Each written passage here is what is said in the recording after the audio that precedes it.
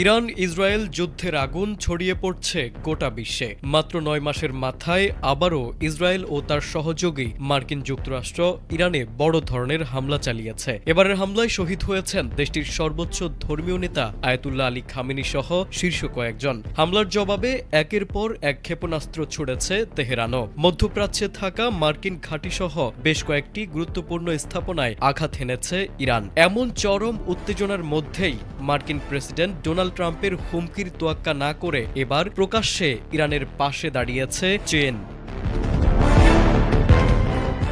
চীনের পররাষ্ট্রমন্ত্রী Wang Yi সোমবার ফোনালাপে তার ইরানি সমকক্ষ আব্বাস আরাগচিকে জানান, যুক্তরাষ্ট্র ইসরায়েলের হামলার বিরুদ্ধে আত্মরক্ষায় তেহরানকে সর্বোচ্চ সমর্থন করে বেইজিং। ইরানের সার্বভৌমত্ব, নিরাপত্তা, ভৌগোলিক অখণ্ডতা ও জাতীয় মর্যাদা রক্ষায় শক্ত অবস্থান নিয়েছে চীন। পররাষ্ট্রমন্ত্রী ওয়াং ই অভিযোগ করেন, যুক্তরাষ্ট্র ও ইসরায়েল ইচ্ছাকৃতভাবে ইরানের বিরুদ্ধে যুদ্ধ উস্কে দিয়ে জাতিসংঘ সনদের উদ্দেশ্য ও নীতিমালা লঙ্ঘন করছে। তিনি জানান, চীন জাতিসংঘ নিরাপত্তা পরিষদের প্ল্যাটফর্মের মাধ্যমে যুদ্ধ বন্ধে গঠনমূলক ভূমিকা রাখতে প্রস্তুত।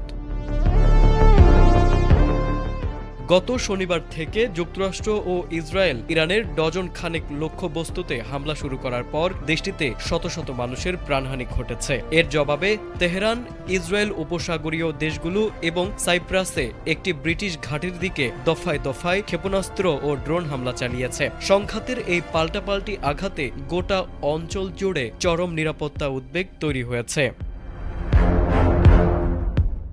এদিকে সংঘাতে এখন পর্যন্ত ৪ জন মার্কিন সামরিক সদস্য নিহত হয়েছেন। প্রেসিডেন্ট ট্রাম্প সতর্ক করে বলেছেন, ইরানের সঙ্গে এই যুদ্ধ কয়েক সপ্তাহ পর্যন্ত স্থায়ী হতে পারে। তবে বিশ্লেষকরা বলছেন, পরিস্থিতি দ্রুত নিয়ন্ত্রণে না এলে তা পূর্ণমাত্রার আঞ্চলিক যুদ্ধে রূপ নিতে পারে, যার প্রভাব পড়বে বিশ্ব রাজনীতি ও অর্থনীতিতে।